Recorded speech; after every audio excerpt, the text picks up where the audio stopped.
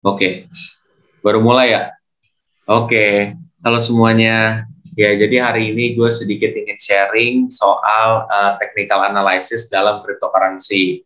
Dan ini khusus untuk pemula, karena gue tidak ingin membahas yang lebih dalam lagi melalui beberapa indikator. Jadi, indikator-indikator simpel aja yang gue kasih tahu ke kalian.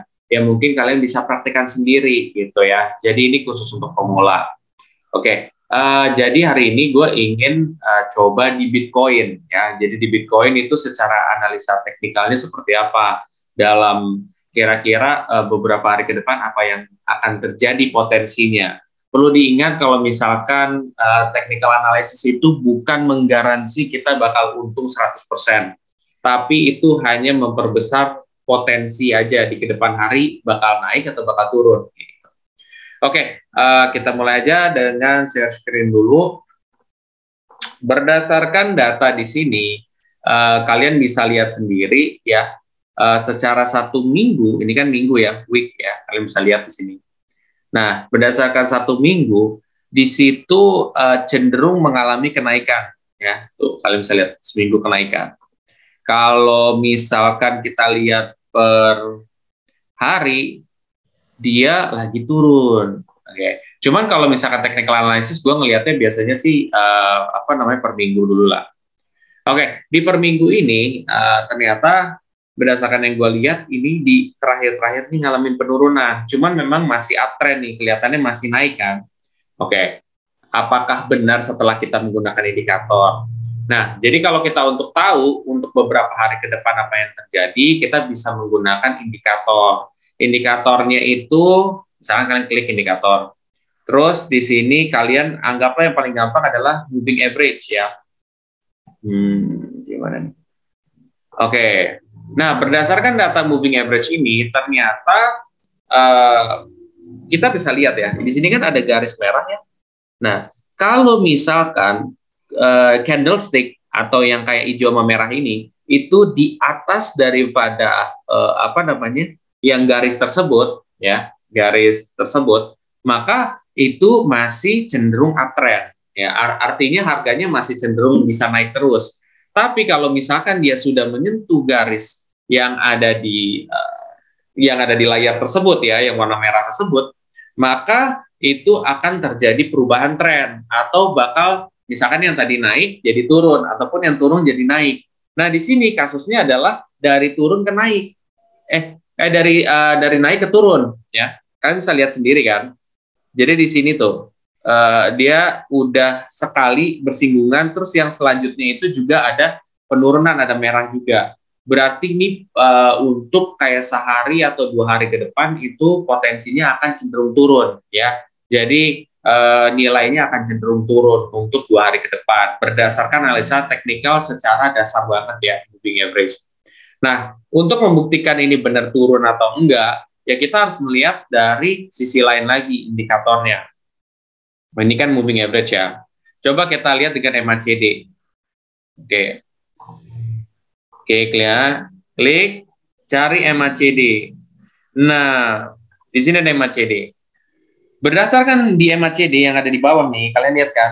Nah, tuh. Kalau dia bersinggungan di sini, ya, kalau misalkan ini yang apa sih namanya, hijau apa kuning ya? Kuning ini bersinggungan sama yang biru terang ini, berarti dia akan terjadi perubahan tren. Misalkan dari yang turun jadi perubahannya jadi naik ya. Ketika dia udah mulai bersinggungan lagi tuh, ya kan? Ini dari naik nih udah mau perubahan tren turun nih. Tuh biasanya tuh yang dari yang kuning ini akan apa ya, bersinggungan dengan yang biru ini. Ini tuh udah tipis banget nih, udah bentar lagi kena. Artinya udah bentar lagi turun lagi nih kurvanya gitu. Artinya harga daripada Bitcoin sendiri untuk sehari atau 2 hari ke depan itu akan cenderung turun ya. Seperti itu berdasarkan analisa dari MACD. Jadi MACD sama moving average itu ternyata ada kesamaan bahwa ya memang akan terjadi potensi turun. Nah, kalau terjadi potensi turun, kira-kira kalau misalkan lu beli sekarang tepat atau enggak ya? Oke.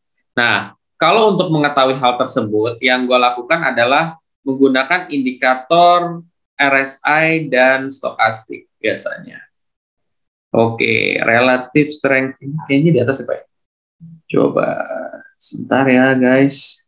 Gue juga baru nih pakai untuk toko kripto ini. Relative strength index, oke.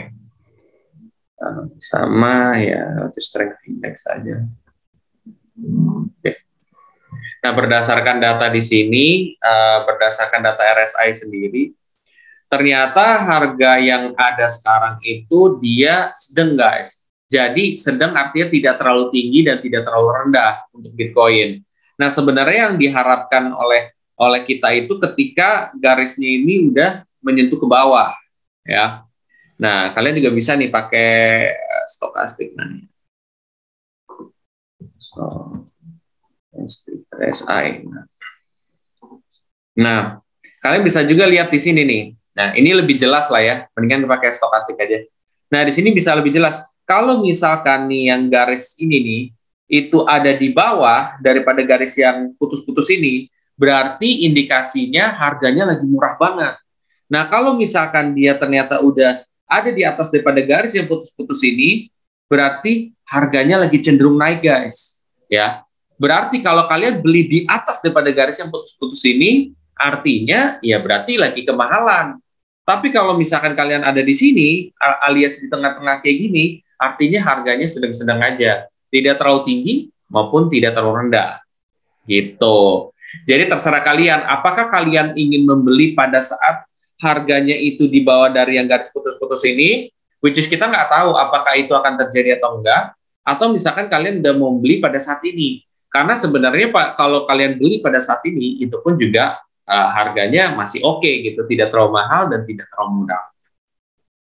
Seperti itu guys soal technical analysis secara basic di Bitcoin sendiri. Nah kalau misalkan ini berdasarkan data pada saat ini, kita nggak tahu di kedepan hari bakal terjadi seperti apa. Ingat, analisa teknikal itu bukan berarti memastikan 100% bakal seperti itu, tapi untuk memperbesar kemungkinan aja kayak 75%, 25%, 75%-nya bakal terjadi seperti yang gue bilang tadi, akan terjadi penurunan. Tapi kan we'll see gitu ya, ke depan bisa aja berubah. Karena makanya lu bisa lihat kan orang-orang expert yang technical analysis saja bisa salah.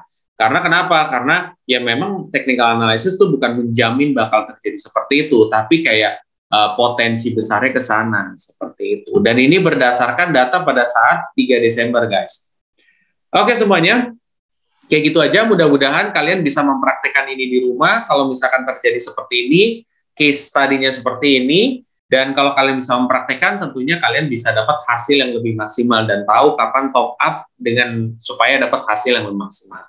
Oke, gitu aja. Buat kalian yang suka dengan channel saya, kalian bisa share aja ke sobat investor yang lain, dan kalian juga bisa pakai kode referral gua ya di aplikasi cryptocurrency di kolom deskripsi juga. Oke semuanya, kalau kalian merasa video ini sangat bermanfaat, please share aja ke sobat investor yang lain, dan jangan lupa untuk subscribe, like, dan komen di video gue. Sampai jumpa di video gue selanjutnya. Terima kasih.